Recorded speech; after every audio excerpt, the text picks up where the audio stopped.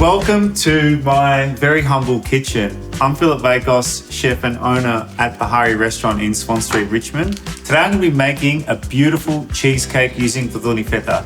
Now I know what you're thinking, it's Feta. What are you doing putting it in cheesecake? Trust me on this one, it's going to make it amazing.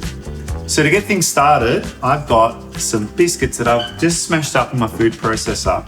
So you can use any biscuits you want. I like butternut snaps. So I've got about 400 grams. And to that I'm going to add about 120 of just some melted butter. And we're just going to mix that together. You don't want it too sloppy because it's going to fall apart. You don't want it too dry either because it's not going to keep its shape. Now, spring-loaded tin. Pour your mixture in. Make sure you use a closed hand and pressing that biscuit base nice and firm. You don't want any gaps. Working your way up the edges. That's the finished product. That's going to go into your fridge for about 2 to 3 hours until it sets. The filling, the yum part.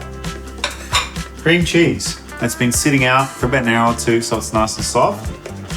400 grams. Half a pack of Dodoni Feta. Straight down the center. The reason why I like using Dodoni Feta for this cheesecake, it's got a nice tartness to it from the sheep and goat's milk. So it's going to give the cheesecake that nice yogurty acidity, which is what you want, which is going to make it stand out compared to the other ones. Into your food processor, crumbled cream cheese, using your fingers, that's going to go into 180 grams of caster sugar, 1 vanilla bean.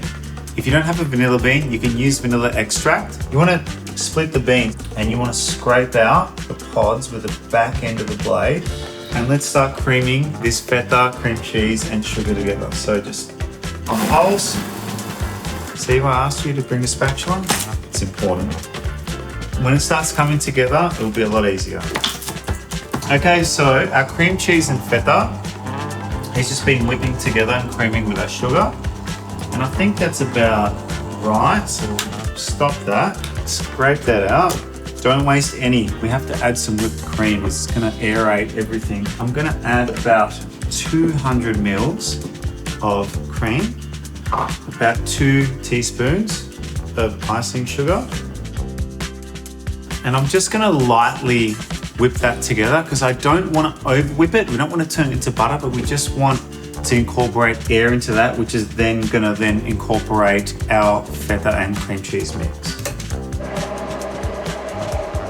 We've got 200 mils of lightly whipped cream and we're going to fold that into our cream cheese mix.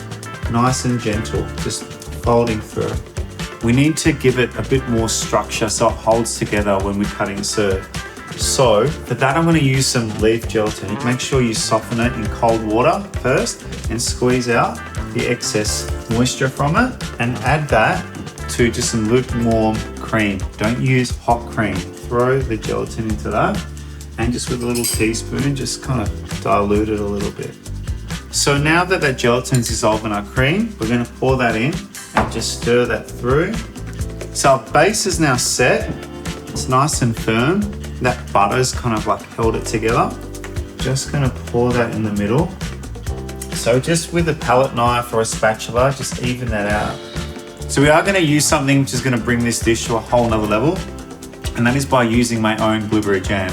Put some dollops of it in the middle of this cheesecake and just drag your spoon through it and you're going to get these beautiful little ripples like that. How good does that look, right? Martha Stewart, eat your heart out. I mean, look at this. Our filling is set. Now, what you want to do is cover that with Glad wrap, put it in the fridge and leave it overnight for the gelatin to set. Here's one I prepared earlier. That is it. This is your final product, but it's not quite finished yet. Native Australian finger limes.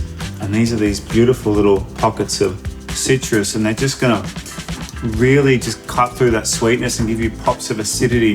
Place them around and we're gonna hide them. Fresh blueberries over the top. Why be sparing? Just put the whole lot. And for some crunch, just some little shards of honeycomb.